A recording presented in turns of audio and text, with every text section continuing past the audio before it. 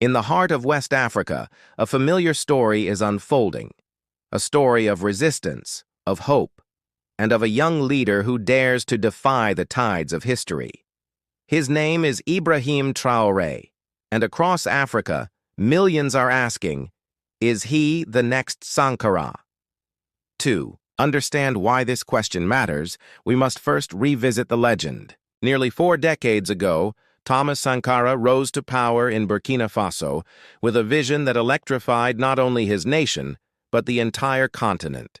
He was young, charismatic, and unafraid to challenge the powers that had shaped Africa's destiny. For centuries, Sankara renamed the country from Upper Volta to Burkina Faso, the land of upright people, symbolizing his dream of dignity and independence.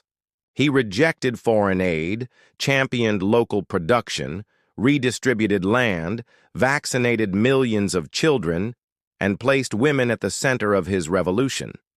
His philosophy was simple yet radical. Africans must rely on themselves, not on the benevolence of the West. But such defiance came at a cost.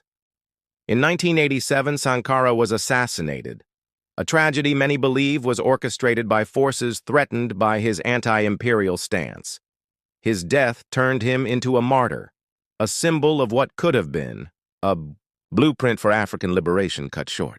For decades, his spirit lingered in murals, songs, and the collective memory of African youth. Fast forward to 2022. Burkina Faso was once again at a crossroads. Corruption, insecurity, and jihadist violence had eroded trust in the government. French troops, long stationed in the country, failed to restore peace. The people were restless, their faith in traditional politics shattered.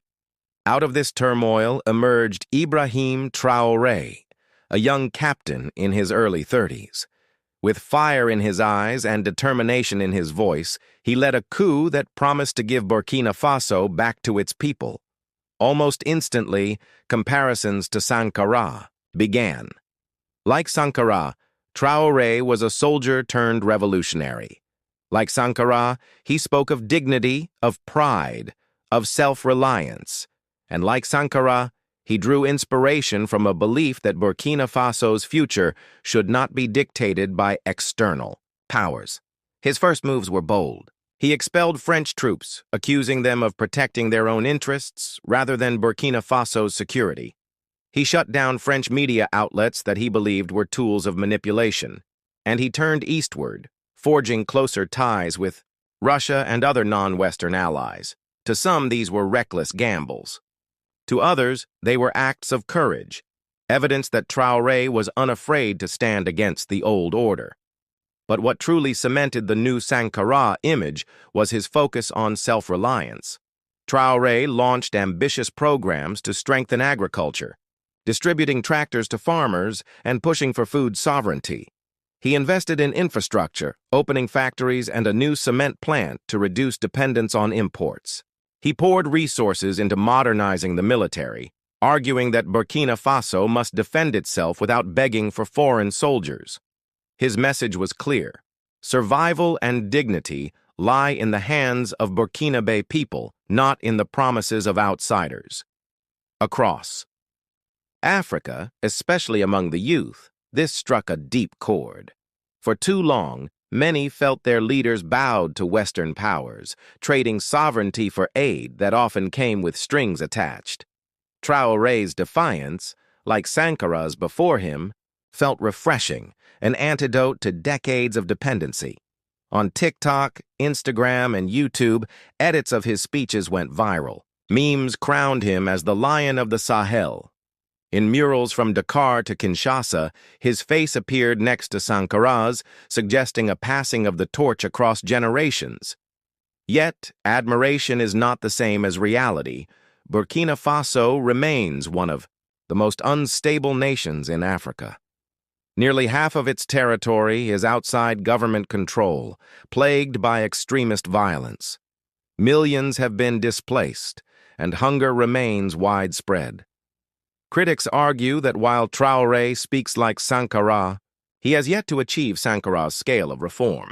Some warn that anti-Western rhetoric alone cannot feed the people, nor can symbolic gestures build lasting peace. There is also the shadow of propaganda. Just as Sankara battled narratives designed to undermine him, Traoré finds himself at the center of a new digital battlefield. AI-generated videos, deepfakes, and state-backed campaigns have amplified his image as a revolutionary icon. While this has helped him capture global attention, it has also sparked questions. Is the new Sankara title earned, or is it engineered? Still, beyond the debates, one truth remains undeniable. Traoré has reignited a conversation that Africa desperately needed.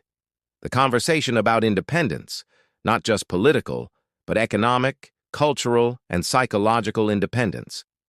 He reminds young Africans that their continent's destiny does not need to be outsourced. That the wealth of Africa, its gold, its oil, its fertile soil, should first and foremost serve Africans themselves. When Sankara stood before his people, he once declared, "He who feeds you controls you."